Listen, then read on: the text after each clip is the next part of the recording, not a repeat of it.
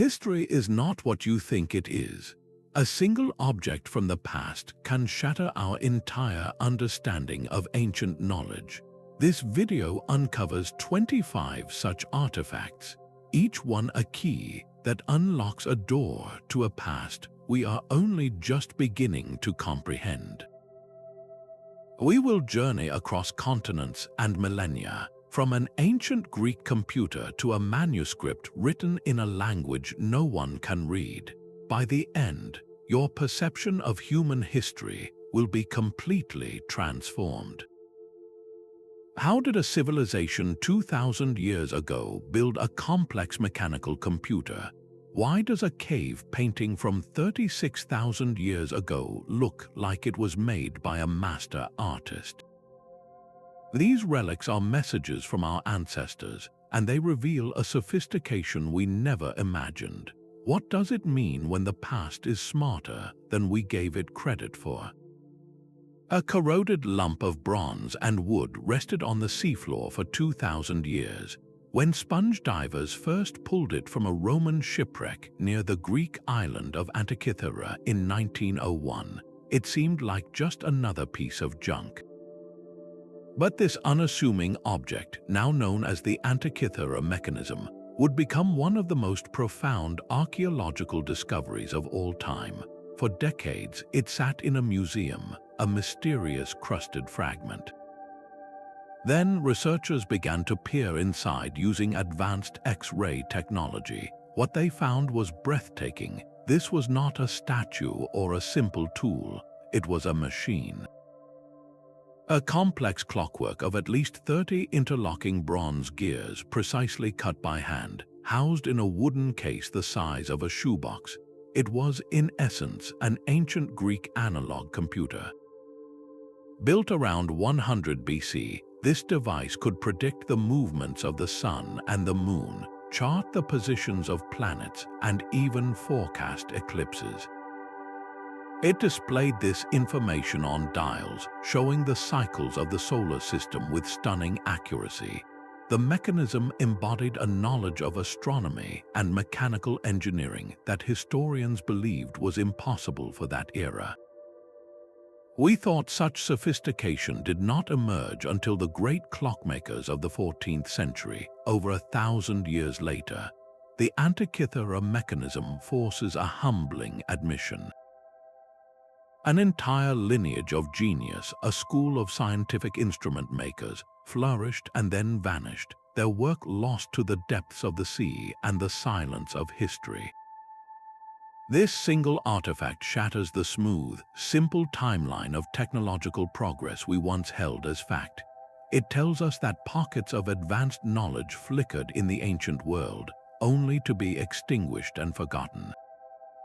This revelation of a lost scientific tradition makes the next discovery, one not of science but of soul, even more powerful. While the Antikythera Mechanism revealed a lost scientific genius, another discovery proved that artistic brilliance also burned brightly in the deep past. In 1879, a young girl exploring a cave on her father's property in northern Spain looked up and saw something extraordinary. The ceiling was covered with enormous, charging bison, painted in vibrant reds and blacks.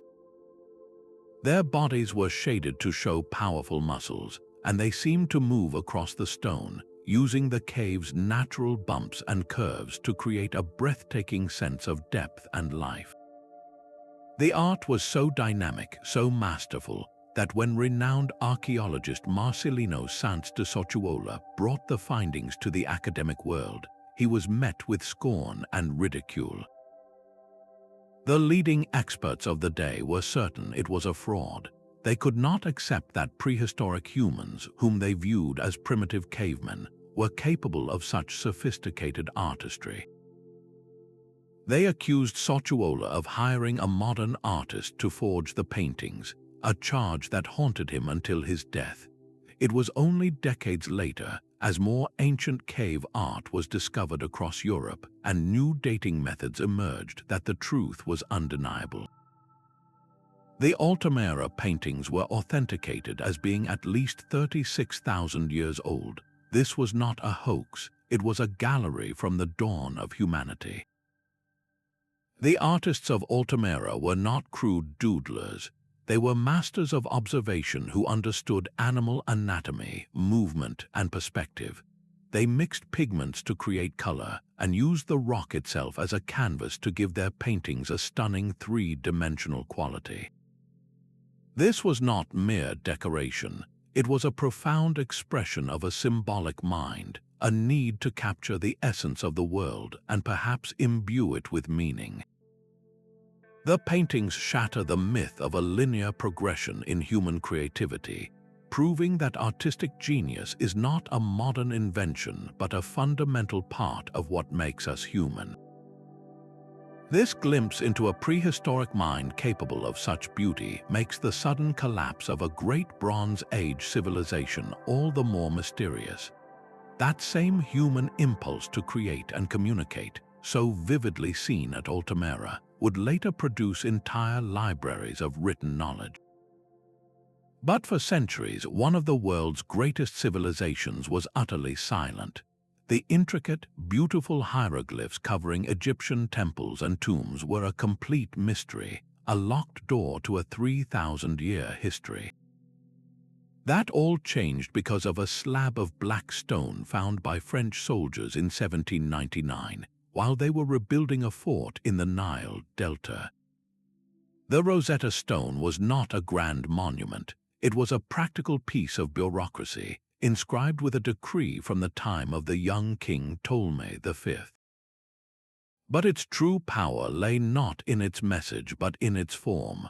The same text was carved in three different scripts: ancient Greek, the common Demotic script of Egypt, and the ceremonial hieroglyphs.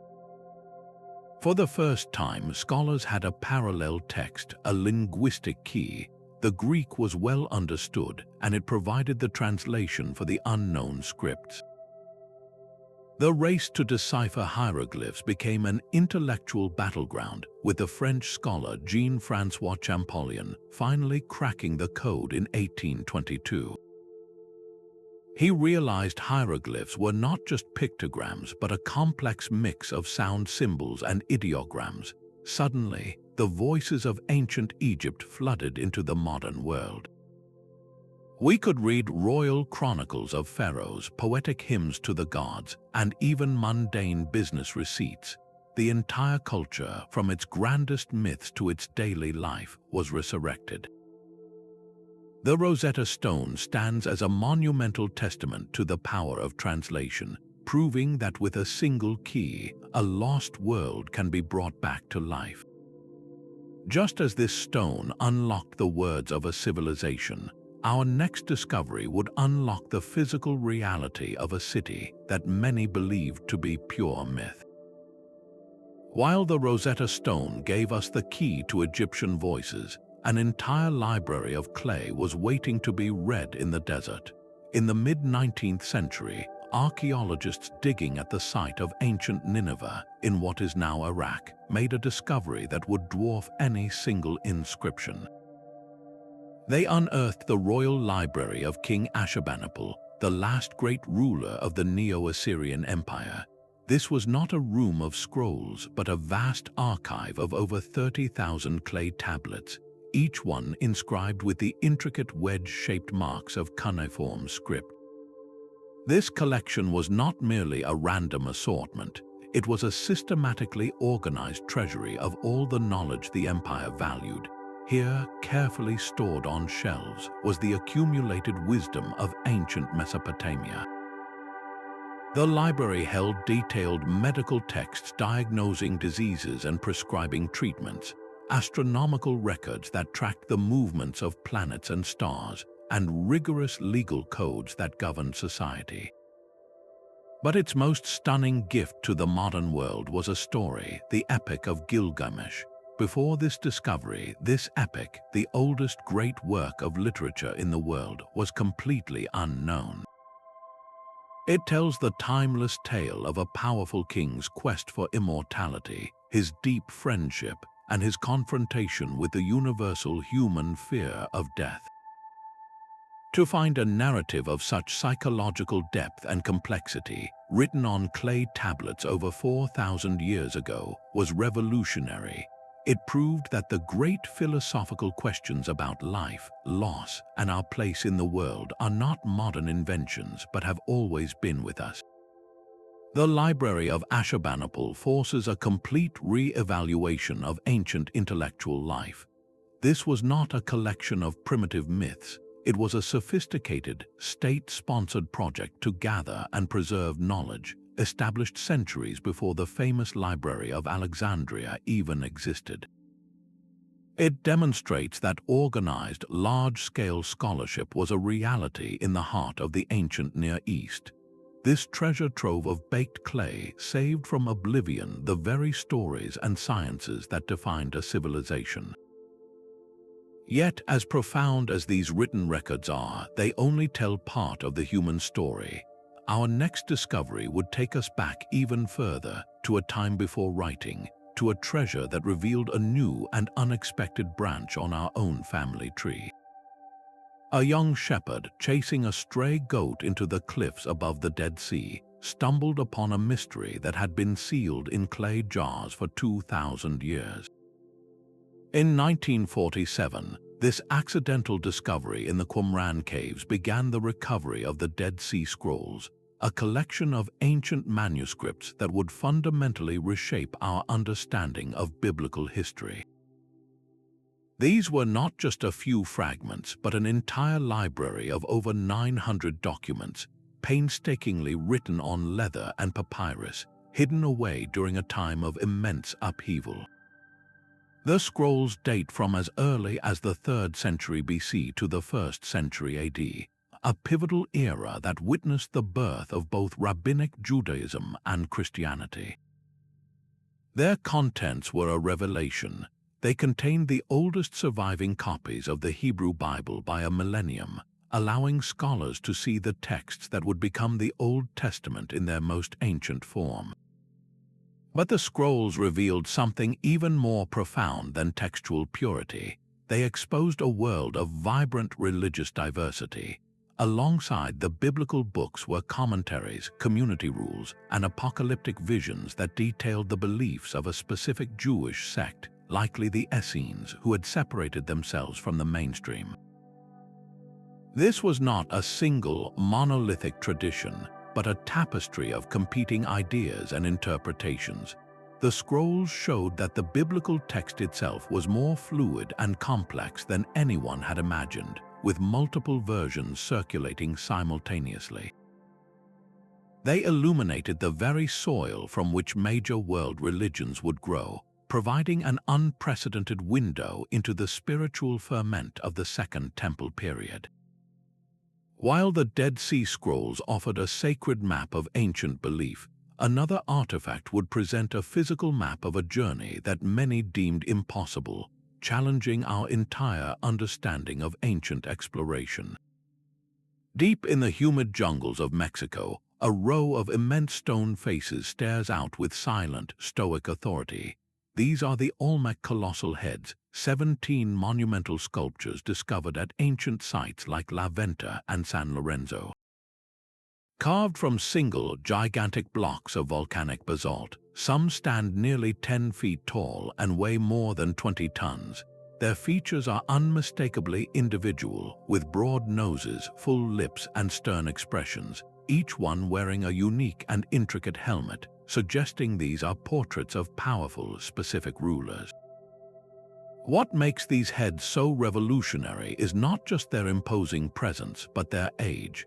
They date back to around 900 BC, a time when, according to the old historical models, complex civilization in the Americas was not supposed to exist.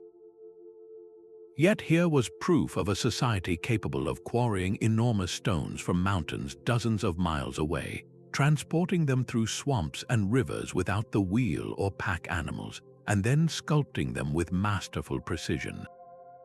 This was not the work of scattered villages, but of a highly organized culture with a ruling class, skilled artisans, and ambitious engineers. The Olmec were suddenly recognized not as a primitive precursor, but as the mother culture of Mesoamerica, the foundational civilization from which the Maya, the Aztec, and others would later draw their concepts of kingship, astronomy, and writing. The heads themselves are a testament to a forgotten social order, a society that could command the labor and loyalty required to immortalize its leaders in stone on such a staggering scale. This revelation of a sophisticated culture flourishing in isolation prompts a tantalizing question: could such advanced societies have also connected with the wider world? A single document steeped in controversy can alter the course of historical discovery. The Vinland Map first came to light in 1957, a seemingly medieval chart drawn on aged parchment. It depicted the known world of Europe, Africa, and Asia, but it also contained something that should not have been there: a detailed rendering of a landmass west of Greenland, labeled in Latin as Vinland. If genuine, this map from the 15th century would prove that European cartographers knew of North America long before Christopher Columbus set sail. The debate over its authenticity was immediate and fierce. Scientific tests produced conflicting results, with some suggesting the ink contained a modern compound, while others argued it could be a product of medieval degradation. Yet, the map's true power was not dependent on its own age. It acted as a catalyst, forcing historians to take the Norse sagas seriously. These epic poems, passed down orally for generations, told of Leif Erikson's voyage to a verdant land of wild grapes around the year 1000. Mainstream scholarship had often dismissed these stories as mere legend. The Vinland Map, whether a genuine artifact or an ingenious forgery, provided a tangible focus for this debate, fueling a determined search for physical proof. That proof arrived just a few years later. Inspired by the map and the sagas, archaeologists Helge and Anne Stein Ingstad began a meticulous survey of the Newfoundland coast. In 1960, at a place called Elance Ox Meadows, they found it, the undeniable remains of a Norse settlement. The site contained the foundations of longhouses, a forge for smithing iron, and artifacts like a bronze cloak pin that were distinctly Viking. This was not a fleeting campsite. It was a small but permanent base, evidence that Norse explorers had not only reached the Americas but had settled there, however briefly, nearly 500 years before Columbus. The map, real or not, had played its part, redirecting historical inquiry and validating ancient oral histories. It stands as a powerful reminder that even a disputed clue can lead to an undeniable truth, proving that the human story of exploration is far more complex than a single name in a textbook. While the Vinland saga was eventually confirmed by stone and soil, another ancient artifact presents a mystery that, so far, has resisted any solution at all. There is a book that no one on Earth can read. The Voynich Manuscript, a 240-page codex created in the early 15th century, is written entirely in a unique, flowing script that has resisted every attempt at decipherment by the world's best codebreakers, including those who cracked military ciphers during the Second World War. The text flows from left to right with a distinct rhythm and structure that suggests a real language, yet it corresponds to no known alphabet or linguistic system. But the writing is only half the mystery. The pages are filled with bewildering illustrations, plants that do not match any known species, their roots and leaves twisting in impossible configurations. Astronomical diagrams show unknown constellations and celestial spheres that defy identification. Perhaps most haunting are the sections depicting numerous nude women, often bathing in or connected by intricate networks of tubes and channels filled with a vibrant green, fluid-like substance. These scenes are not overtly medical or pornographic, but they are deeply strange, hinting at a symbolic or alchemical process we no longer understand.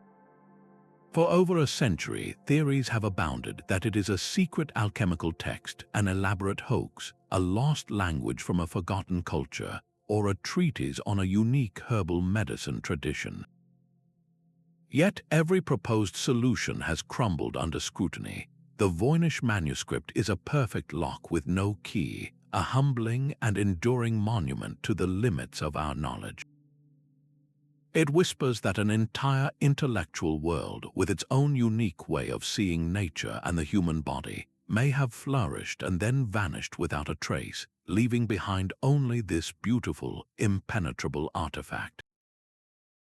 This book of profound and personal secrets stands in stark contrast to the next object, a relic that speaks to the darkest, most public rituals of an ancient empire.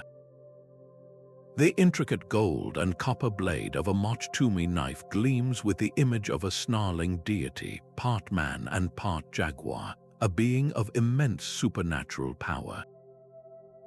For generations, these beautiful objects were admired as royal regalia or sacred symbols, their curved blades seen as purely ceremonial, but the arid deserts of Peru held darker evidence.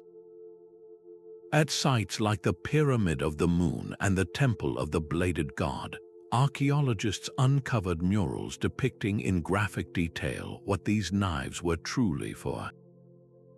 They showed prisoners of war stripped and bound, having their throats cut by priests wielding the tumi. The artistic evidence was then confirmed by the bones themselves, skeletal remains with cut marks precisely matching the knive's unique crescent shape. This was not symbolic ritual, it was the real, practiced act of human sacrifice. The Moch, a civilization that flourished from about 100 to 800 AD, were master artisans and engineers who built vast irrigation canals to farm the desert. Their society was not just one of pottery and pyramids, but one governed by a profound and terrifying cosmology. They believed the world was maintained by a delicate balance, and that the most powerful offering to the gods was human life itself, specifically the life force contained in blood. This ritual bloodletting was seen as a necessary exchange to ensure the sun would rise, the rivers would flow, and the crops would grow. The Tumi knives force us to see the Moch in their full, unsettling complexity, a society that combined breathtaking artistic achievement with a deep-seated belief in the necessity of ritualized violence. This somber view into the spiritual demands of an ancient state stands in stark contrast to the next discovery, an artifact that reveals a different kind of power, the power of law, meticulously recorded and astonishingly ahead of its time. Etched into the face of a towering black stone pillar, a king receives the symbols of his authority from a seated god. This is the Code of Hammurabi, a 7-foot-tall stele of diorite discovered in Susa, Iran in 1901. It is far more than a monument, it is a foundational document of human civilization. Created by the Babylonian king Hammurabi around 1754 BC, the stele is inscribed with 282 laws that governed every aspect of life in his empire. This was not a set of suggestions, but a public declaration that justice would be administered according to a fixed, written code, not the whim of a local official. The laws cover everything from property rights and trade regulations to family matters and assault.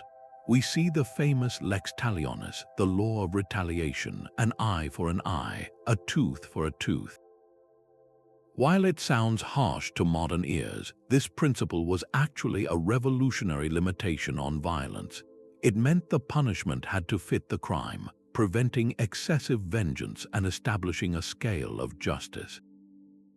A nobleman could not demand the life of a commoner for a minor insult. The penalty was precisely defined. The code reveals a complex, stratified society with different rules for the three classes: nobles, commoners, and slaves, yet it also contained remarkable protections. It set prices for essential services and goods to prevent price gouging, and it held builders accountable for their work, stating that if a house collapses and kills the owner, the builder shall be put to death. This stele provides an unparalleled window into the mind of an ancient ruler who believed social order and economic stability depended on the rule of law, an idea that resonates powerfully today. This move from arbitrary power to a system of written rules was a profound civilizing step, one that created the stable foundation necessary for another great human endeavor, commerce on an epic scale. A simple lump of electrum, a pale yellow alloy of gold and silver found in the riverbeds of Lydia, became the seed of our modern economy. Around 600 BC, the Lydian kings performed a revolutionary act. They took this naturally occurring metal, standardized its weight, and stamped it with the image of a lion's head, the royal symbol. This was the world's first official coin. That small stamp was a promise. It guaranteed the purity and weight of the metal, so a merchant no longer needed to bite a piece of gold or carry a set of scales for every transaction. Value was now portable, reliable, and backed by the authority of the state. Imagine the shift from a complex barter system, where you had to trade 3 goats for a new plow, to simply handing over a few of these lion-stamped coins. This innovation supercharged commerce, enabling trade over vast distances and fueling the growth of empires like the Persians who adopted the idea. It gave rise to a powerful new merchant class and laid the unshakable foundation for every financial system that followed. This transformation of raw material into a symbol of trust changed human interaction forever, moving value from the realm of objects into the realm of ideas. While coins standardized public value, another ancient artifact reveals how personal identity and status were also meticulously crafted and displayed, not with currency, but with intricate and beautiful works of art. A celestial map was not found in a royal tomb or an ancient library, but in the hands of modern treasure hunters. In 1999, using metal detectors on a hill in Nebra, Germany, 2 men unearthed a bronze disc about the size of a dinner plate. It was unassuming, covered in green patina, but when cleaned, it revealed a breathtaking sight, inlaid with gold symbols of a crescent moon, a full sun or full moon, and a scatter of stars, with one dense cluster that scholars immediately recognized as the Pleiades. Dated to approximately 1600 BC, the Nebra Sky Disc is the oldest known concrete representation of the cosmos anywhere in the world. This was no simple decoration. It is a sophisticated astronomical instrument and a sacred object fused into one. The gold arcs along its edges were later additions, marking the precise sunrise and sunset points between the solstices, allowing its users to track the solar year. This disc was a practical tool, a portable observatory that could harmonize the lunar calendar with the solar calendar. Knowing exactly when to plant and when to harvest was a matter of survival, and timing religious festivals to the correct celestial events was essential for maintaining cosmic order.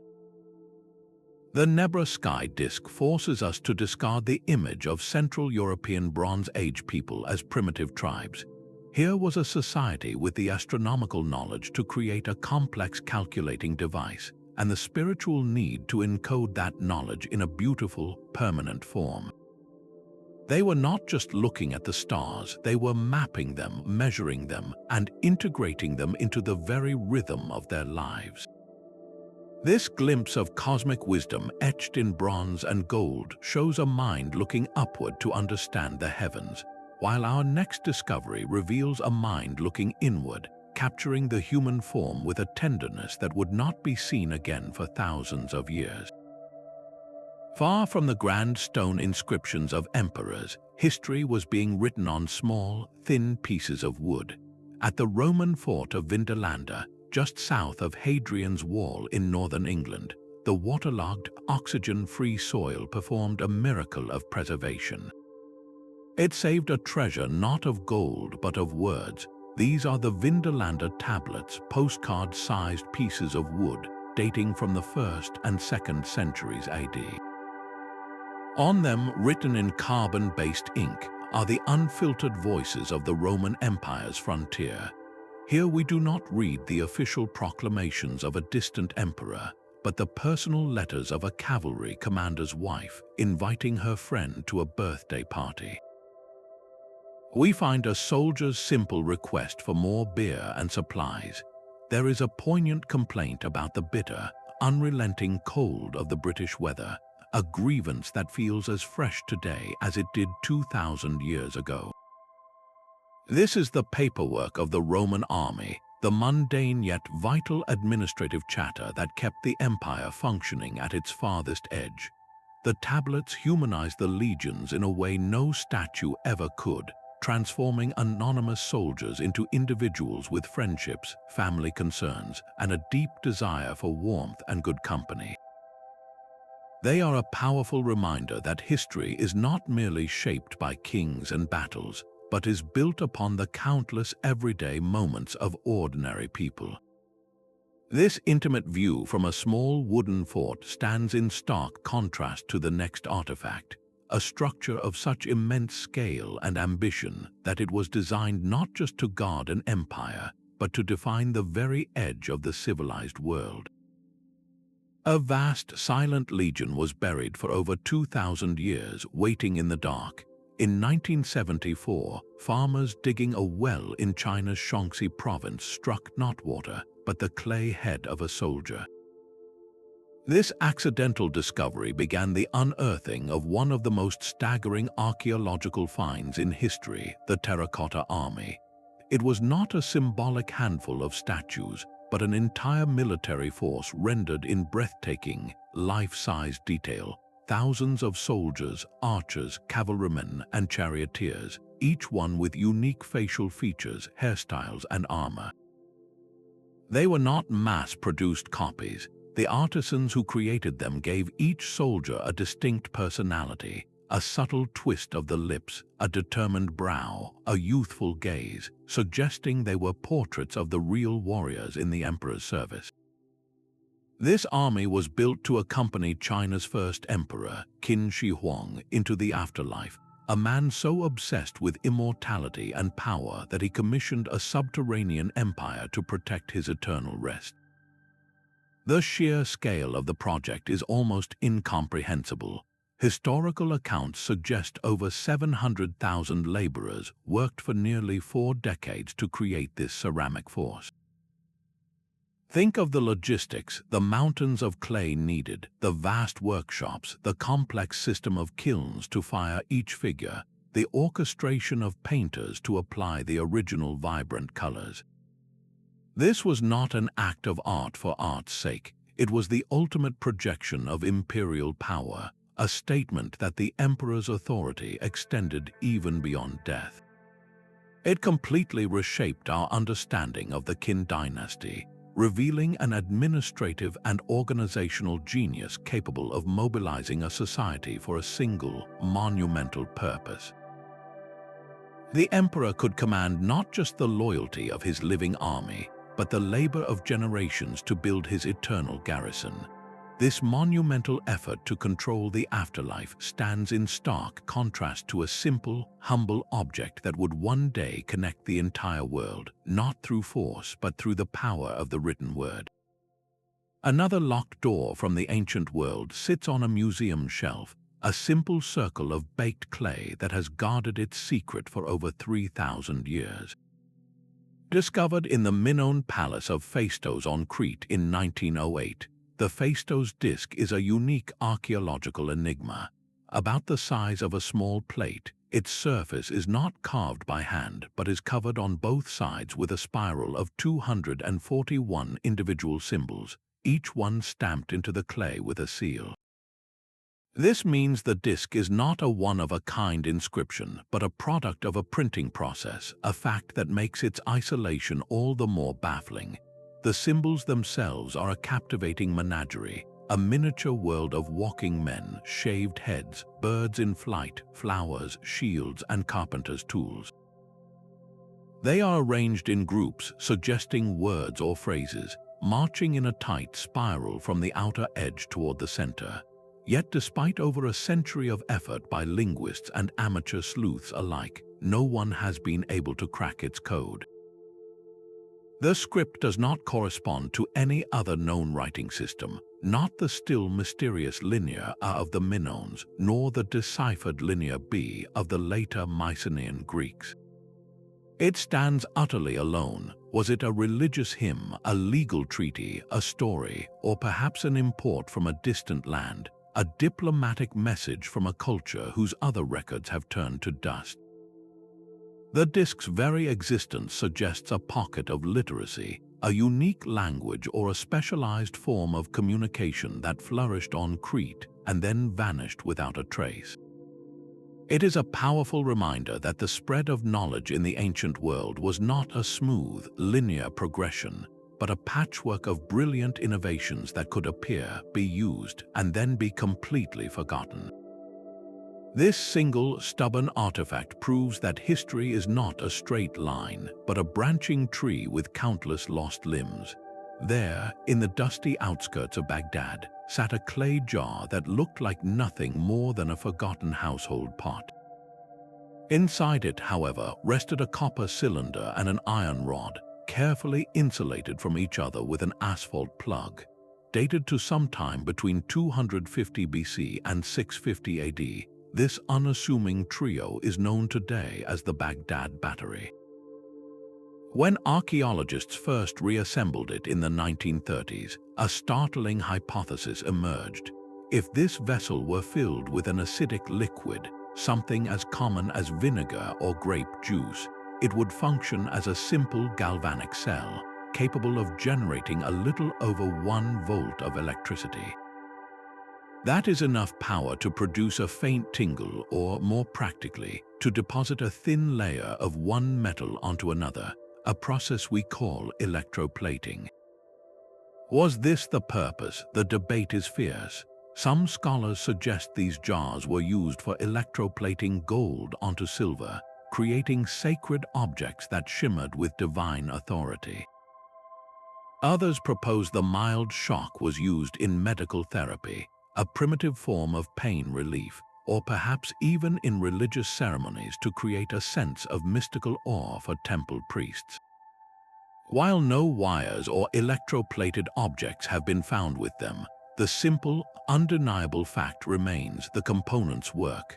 This artifact whispers a tantalizing possibility that the fundamental principles of electricity were not discovered in the labs of 18th century Europe, but were independently stumbled upon, toyed with, and then forgotten in the workshops of the ancient Near East. It forces us to question our most basic assumptions about the linear march of science, revealing that profound insights can flicker into existence, only to be extinguished by time. This glimpse of potential ancient electrical knowledge finds a parallel in a different kind of genius, one etched not in clay but in stone, revealing a mathematical sophistication that would not be matched for 1,000 years. A simple bone tool carved from a baboon's leg and discovered near the Congo River carries marks that whisper of a forgotten intellectual dawn. The Ishango Bone, dating back roughly 20,000 years, appears at first glance to be a primitive tally stick, its surface scarred with rows of notches. But these marks are not random scratches. They are organized into 3 distinct columns, and their groupings reveal a pattern that is mathematically sophisticated. One column shows notches grouped in prime numbers 11, 13, 17, and 19. Another column seems to follow a duplicating system, a method of doubling. The numbers even suggest a correlation with the phases of the moon, a 6-month lunar calendar etched into a wild animal's bone. This was far more than counting hunted animals or gathered fruits. This was an exploration of numerical relationships, an early human mind recognizing the abstract patterns that govern the natural world. The individual who carved this bone lived in a hunter-gatherer society, millennia before the first cities or written languages emerged. Yet they were contemplating prime numbers, the fundamental, indivisible building blocks of mathematics. This single artifact shatters the timeline we once held for the development of abstract thought. It proves that the human capacity for complex reasoning, for seeing the world through a mathematical lens, is not a product of civilization but a fundamental part of our species' innate cognitive toolkit. The Ishango Bone is a quiet but monumental declaration that the seeds of higher mathematics were planted in the human mind long before we ever settled down to farm. From this early spark of numerical genius carved into bone, we journey to an artifact that represents the fiery culmination of an entire civilization's knowledge, a library etched not onto shelves of clay, but into the very walls of a lost city. On a remote, wind-swept island in the vast Pacific, giants stare inland with silent, eternal vigilance. The Moai of Easter Island are one of archaeology's most iconic puzzles, nearly 900 colossal stone figures carved from compressed volcanic ash. For centuries, the central mystery was not just why they were built, but how. How could a people with no metal tools, no wheels, and no large animals possibly have moved these multi-ton statues, some weighing over 80 tons, across miles of rugged terrain to their coastal platforms? The popular, tragic narrative told of a society that recklessly deforested its own island to roll these giants on logs, leading to its own catastrophic collapse. But recent discoveries have completely rewritten this story. In the main quarry at Rongorongo, researchers found moai left unfinished, still attached to the bedrock. These abandoned giants revealed something crucial: deep channels carved around them. This suggests the moai were not dragged horizontally, but were instead carefully rocked and walked upright in a dynamic, rhythmic process, using a sophisticated system of ropes and levers. This was not an act of ecological madness, but one of brilliant engineering and coordinated communal effort. It would have required the synchronized labor of hundreds of people, chanting and pulling in unison, a powerful expression of social unity. The moai were far more than simple monuments. They were the physical embodiment of ancestral power, believed to contain the supernatural essence or mana of the lineage chiefs they represented. Erecting a larger, more imposing moai was a direct statement of political and religious authority, a competition between clans played out in stone. The true story of the Rapa Nui is not one of foolishness, but of breathtaking human resilience and ingenuity, a society that thrived in profound isolation for centuries by marshalling its entire community to achieve the impossible. This portrait of a world unto itself stands in stark contrast to the story of our next artifact, a relic that reveals just how interconnected the ancient world could be. A single merchant ship, laden with the wealth of empires, sank into the deep blue silence of the Mediterranean over 3,000 years ago. Its rediscovery off the coast of Uluburun, Turkey, was like opening a frozen moment in time, a detailed manifest from the late Bronze Age world. This was not a warship but a floating warehouse, and its cargo revealed a globalized economy operating on a staggering scale. The hold was packed with 10 tons of copper ingots from Cyprus, shaped like stretched ox hides for easy transport. Alongside them were ingots of precious tin, the other essential ingredient for bronze, likely sourced from as far away as Afghanistan. There was Canaanite jewelry, Egyptian gold, African ebony and ivory, Mesopotamian glass, and pottery from Mycenaean Greece. This single vessel was a microcosm of the known world, its contents proving that kingdoms separated by vast seas and deserts were not isolated entities. They were nodes in a sophisticated and interdependent network, relying on each other for the raw materials that fueled their economies and the luxury goods that symbolized their power.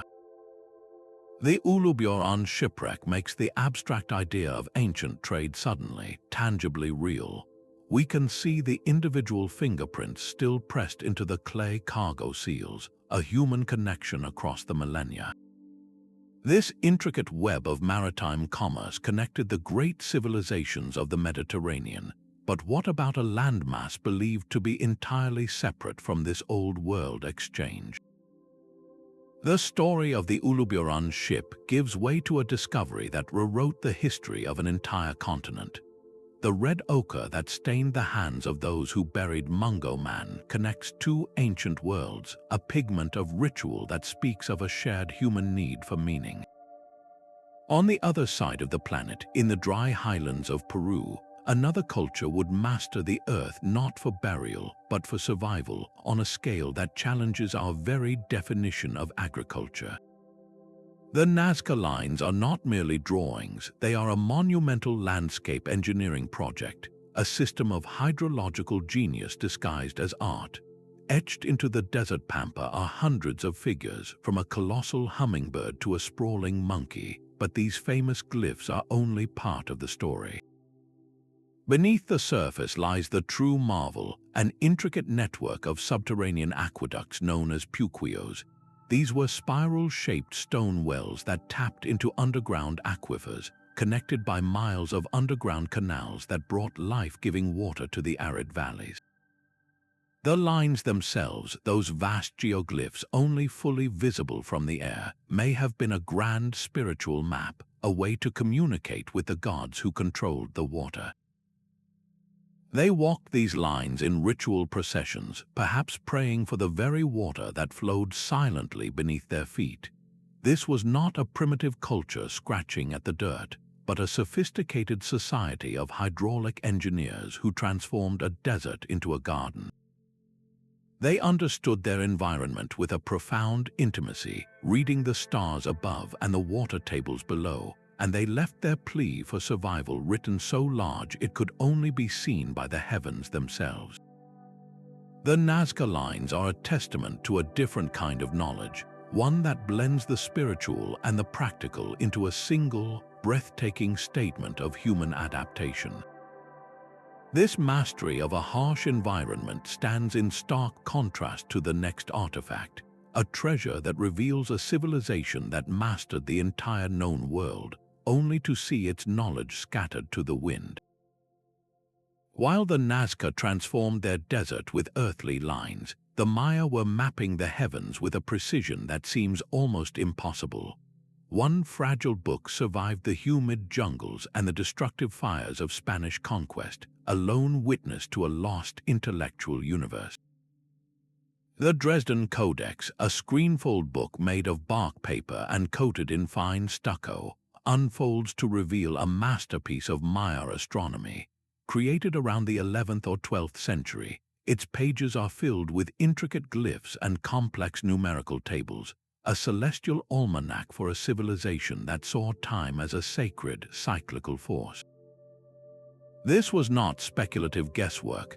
The Codex contains tables that can predict solar eclipses with remarkable accuracy and chart the 584-day synodic cycle of the planet Venus.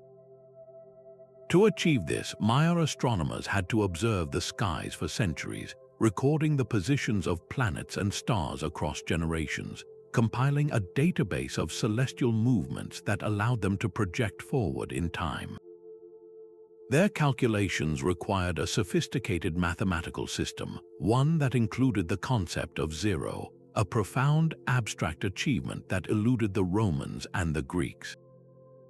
They used this math to power a calendar more accurate than the one used in Europe at the very same time. This single codex shatters the old colonial view of indigenous Americans as primitive stargazers. It reveals the Maya as peerless astronomers and mathematicians, a civilization whose intellectual firepower, dedicated to understanding cosmic order, rivaled any in the ancient world. They built their pyramids not just as temples but as observatories, aligning them with the solstice sun and the morning star. The Dresden Codex is a testament to a new world science, a complex and beautiful system of knowledge that was nearly erased. This mathematical certainty carved in bark gives way to an artifact that is the very opposite, a beautiful object whose true purpose remains one of history's most charming and enduring riddles.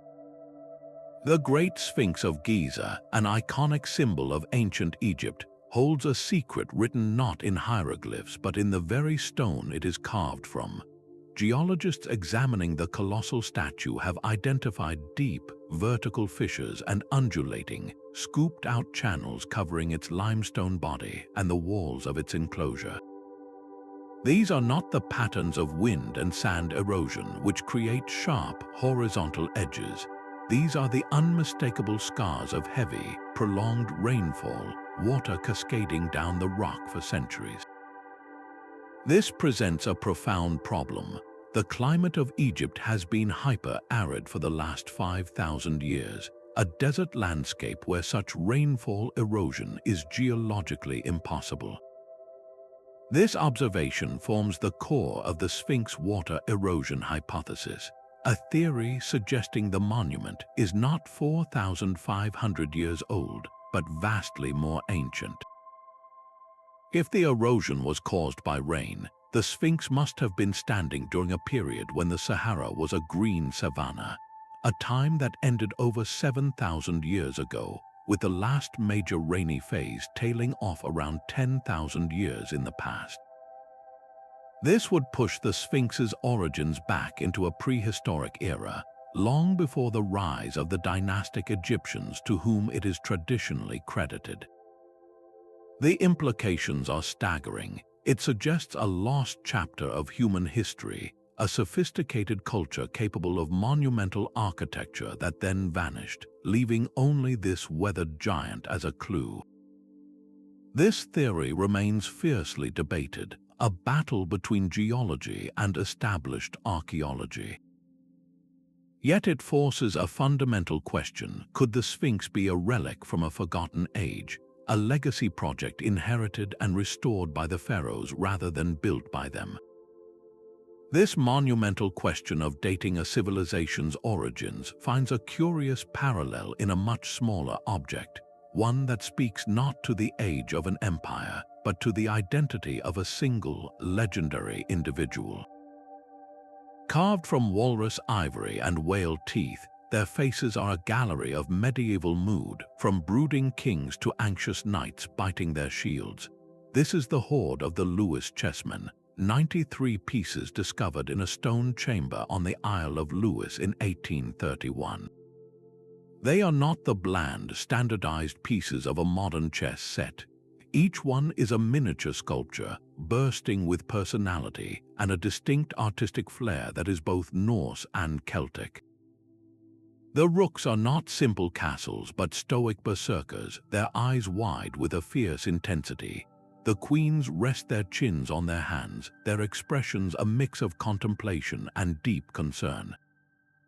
This unique style is a direct reflection of the vibrant cultural fusion in the North Atlantic during the Viking Age, a world where Norse settlers and Gaelic natives lived, traded, and created together. But these pieces are more than just beautiful art. They are historical documents that speak to the flow of ideas. Chess itself originated in India and traveled through the Islamic world into Europe. For a complete set of such exquisite quality to end up on a remote Scottish island proves that luxury goods and intellectual pastimes traveled along the same extensive trade routes as spices and silk. This was not a society concerned only with survival. The presence of these chessmen tells us that leisure, strategy, and complex social games were valued across cultures. They represent a moment of quiet civilization, of people gathering to test their wits in a battle of minds, a universal human desire for play and mental challenge that connected the distant corners of the medieval world. This earthly game of kings and queens gives way to an artifact that represents humanity's oldest and most ambitious game, the attempt to map the cosmos itself. High upon the ceiling of a dark temple in Dendera, a stone sky forever turns.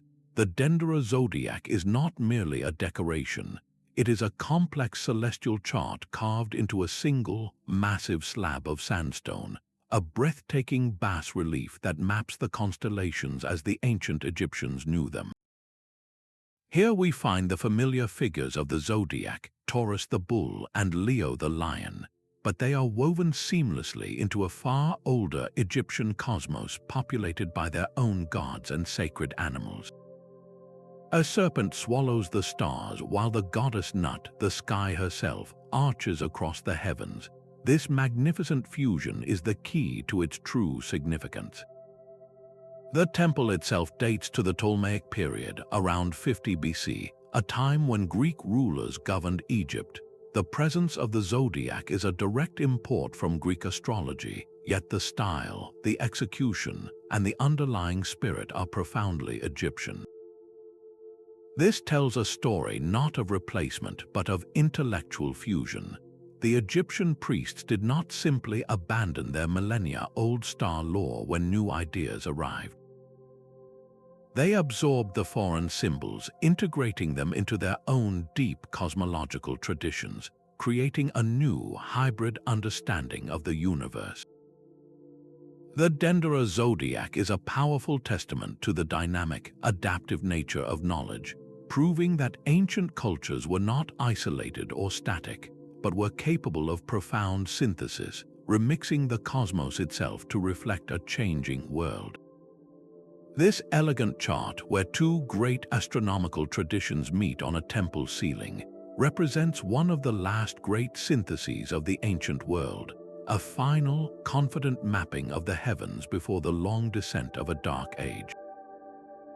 It stands as a beautiful, deciphered code, a puzzle we have solved, but our final artifact offers no such resolution. It is a book that refuses to speak, a locked door for which we have not yet found the key. Yet on that same isolated island, the mystery of the Moai is rivaled by an even more elusive puzzle. Scattered in museum collections around the world are 24 wooden objects, some shaped like crescent-shaped gorgets or staffs of authority, all inscribed with tiny, finely carved glyphs. These are the Rongorongo Tablets, the only indigenous script known to have developed anywhere in Oceania. The symbols are beautiful and bizarre, a mix of stylized human forms, birds, plants, and geometric shapes, arranged in a unique pattern called reverse boustrophedon, where the lines of text alternate direction like an ox plowing a field. When European missionaries first arrived on Easter Island in the 1860s, they found these tablets, but by then, no one left alive could read them. The last practitioners of this script had been taken by slave raids or felled by disease, and the key to their language was lost forever. Was this a true writing system, recording genealogies of the chiefs who commissioned the great stone heads? Or was it a form of proto-writing, a sophisticated mnemonic device to help priests recall vast epic chants, creation myths, or the complex astronomical knowledge needed to navigate the Pacific? We may never know. The very existence of a unique script on the most remote inhabited island on Earth is a staggering intellectual achievement. It forces us to see the Rapa Nui not just as master statue movers, but as people with a deep need to record their thoughts, to make their words permanent.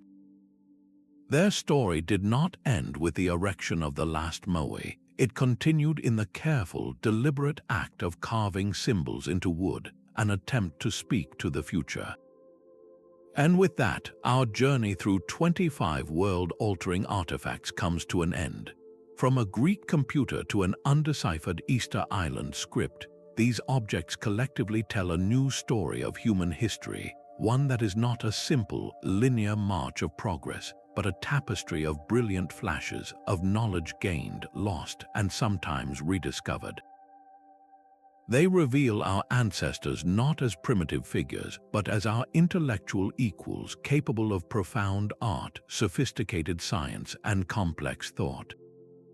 Each artifact is a question, a challenge to our assumptions, and a reminder that the past is far deeper, richer, and more mysterious than we ever knew. This collective legacy of 25 artifacts weaves a new human story, one not of a straight line but of a brilliant, interconnected web. The Greek computer, the Mach sacrificial knife, the Babylonian legal code, each one emerges from its own time and place, yet they all speak to the same universal impulses.